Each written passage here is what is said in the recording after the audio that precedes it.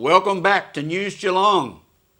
There was a soldier, a Scottish soldier, rings fondly in our ears as the Geelong Highland Gathering will next year return to the third Sunday in March, Sunday, March 21st. And for the first time in 53 years, it will be held at the Finesford Common. Merrill Friend spoke with Ian Morrison from the Geelong Highland Gathering Organising Committee. Change of the date is back to our traditional date will benefit, I'm sure, because we have already tried an alternate date. It wasn't a success. We lost affiliate groups to other events around the countryside, and the change of the venue, I think it'll go well. It's still within short distance of where we've been. Of course, we'd love to be back in Queen's Park, but at the moment that's not possible. We're working on that. But I think we're looking forward to a very good gathering in 2010 on Finesford Common. Great. And I believe that the Geelong City Council have been very supportive. Indeed. It's been a difficult time for everybody. We've just got too many groups wish to use the park at the same time, so there's been a fair bit of negotiation going on, and I think the outcome has been beneficial to everybody, I think. Yeah, good. Bruce has been a great help. It's been a difficult time all around, getting around the table, and there have been meetings between Gathering and council bureaucrats and Gathering and councillors, but Bruce has been able to bring the whole lot together, mesh it, and I think the outcome has been for the benefit of all involved. Oh, well, it started in 1857 by the Common Fane Society, way back on the plains of South Geelong. They were a fairly distinguished group in the town. Went into recess for a couple of years during the Great Depression, but the City of Newtown Council brought it back as part of their centenary celebrations at Queen's Park. It's been there ever since 1952. So the Geelong Highland Gathering are determined to be the largest and most diverse in Australia, which is a great thing for Geelong and Victoria. Brings a lot of people to stay overnight, which is a terrific coup for tourism. So I'm Merrill Friend for News Geelong. It's back to you, Graham. Thank you, Merrill. The Geelong Highland Gathering will continue its fine work and is hopeful of hosting the 2012 Australian Pipe Band Championships in Geelong with the ongoing support of the City of Greater Geelong, the State Government and other organisations. It was quoted, "One of the really significant things I'm looking forward to is working closely with the community and stakeholders on the Torquay Jan Juc 2040 project," newly elected Surf Coast Shire Mayor Libby Coker said recently. Luke Wisbowski visited the Surf Coast to talk with the new mayor. Libby Coker has become the new mayor of the Surf Coast Shire after being elected unopposed earlier this month. In only her second year as councillor, the former Geelong Advertiser journalist thanked her fellow councillors and praised the work of outgoing Mayor Libby Mears. The council is working really strongly. We're a close team. We're a very positive, united group.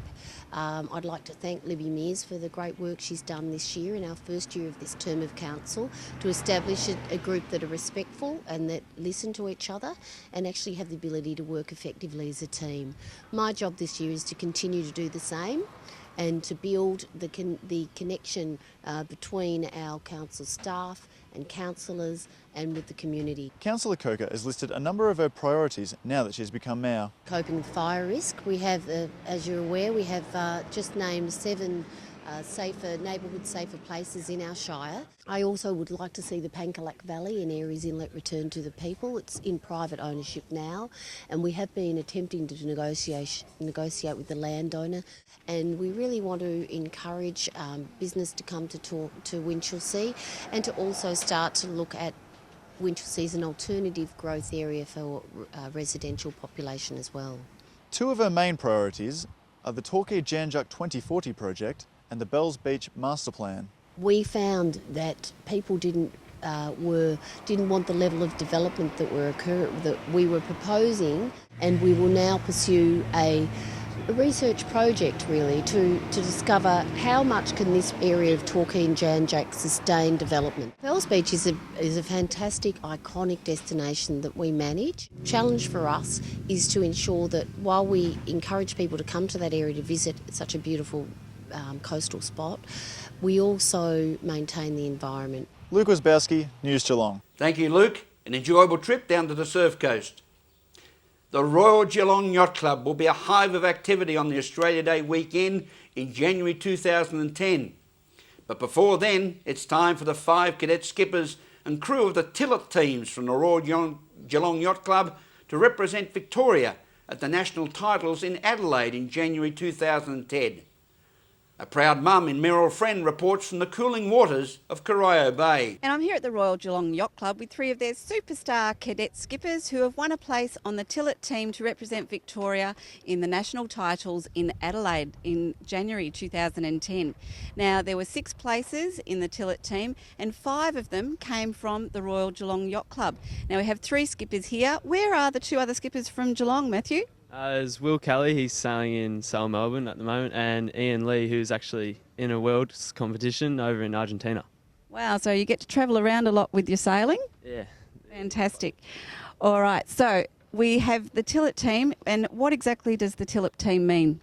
It's 6 boats from every state, and at the Nationals we compete for the Tillet team trophy, and it's all the scores from the Tillet team.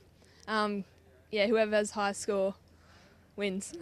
Fantastic. Okay, so what is a cadet? We've got one here. James, can you tell us all about it? With 3 sails and 2 people sail it, 1 crew and 1 skipper.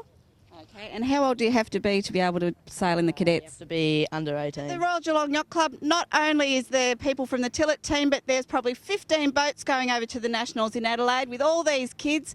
Kids, what would you say if there was somebody that was wanting to try a new sport? I'm Meryl Friend from News Geelong. The City of Greater Geelong have recently announced their plans to implement a heatwave plan after the recent announcement of a heatwave threshold for the Barwon region. Heatwaves have caused an additional 374 deaths during the summer of last year. Heatwaves caused over 374 additional deaths in Victoria during the 2008-2009 summer season, according to Victoria's Chief Health Officer John Carney. After the significant death toll of last summer, it is clear heatwaves also pose a significant threat to public health, with the older generations the most vulnerable. Monash University has developed a heatwave threshold mean of 28 degrees Celsius for the Barwon region to assist with the process of community notification. The City of Greater Geelong Mayor Tim Michell said this threshold would act as a trigger point for when Geelong needs to implement its community notification plan. The mean temperature is calculated from the forecast daily maximum and the forecast daily minimum for the following day. However, it is anticipated that the mean would only be achieved a few days each year. The heatwave plan helps prepare the community for heatwaves and outlines how it will notify the community using key messages in local media and direct contact with clients receiving council services. Remember to stay in the shade and keep cool this summer. Hannah Gleeson, News Geelong.